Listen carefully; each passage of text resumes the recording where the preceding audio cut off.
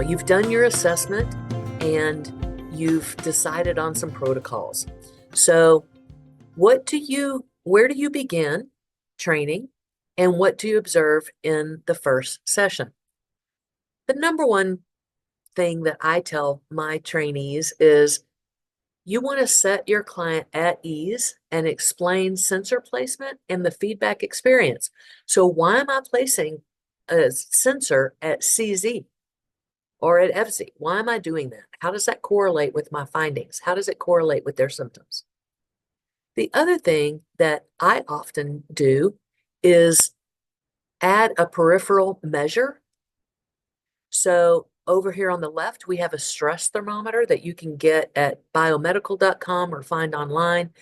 And it's got a little sensor.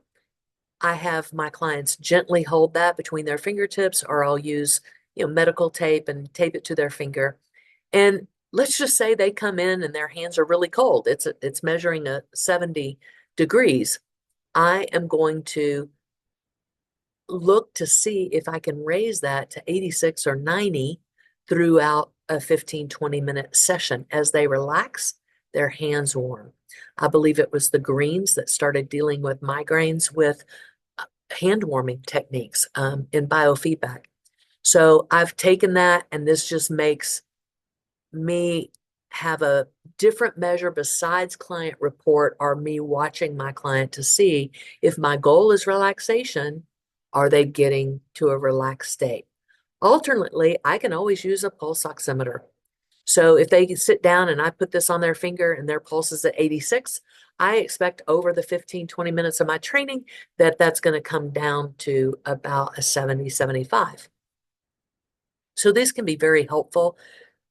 When you know your clients very well as a therapist, you can probably just get a good report, or if you know them, you can watch them relax. You can watch the tension melt out of their face, their shoulders relax, their breathing change, and get similar information. But one way or the other, to me, it's helpful besides client report, because I have a lot of clients who do not sense subtle changes in themselves very well. So it's great to have another way to measure if this protocol is doing what we expect it to do.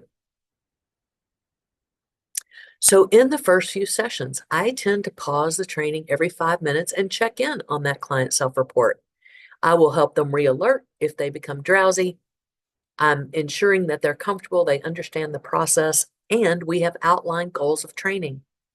I'm typically, as mentioned, going to start with a CZ, central vertex training. I'm going to reward the SMR band and inhibit according to the excesses that I saw in my assessment, my EEG assessment.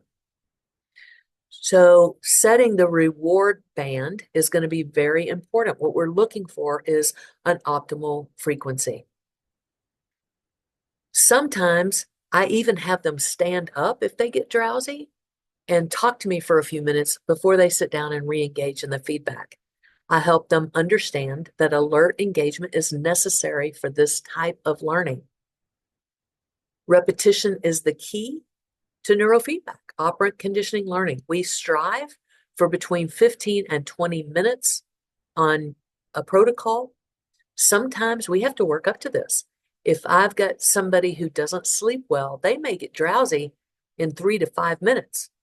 And so I may have to stop and pause and re-alert them. Then they maybe go 7 minutes. And then next week, maybe they're at 9 minutes, and so on and so forth. So what we're going for here is daytime learning. And then, as I mentioned, overnight, we put learning into what's called long-term potentiation, and it refers to a long-lasting increase in the synaptic transmission that occurs after repeatedly training a pool of neurons. And they're going to talk to one another, and this is one aspect of why neurofeedback is the fastest learning known to man, and it can become permanent. I mean, once you learn to play piano, you know how to play piano. If you learn a foreign language and you use that, you will always know how to speak that foreign language. So that's what we're going for. We're also looking at how they tolerate training.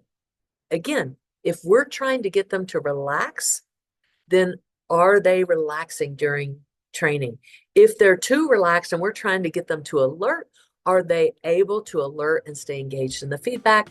And we're looking for, am I on the right track? Do I have my optimal frequency? And by session 5, I should know how long this client can train.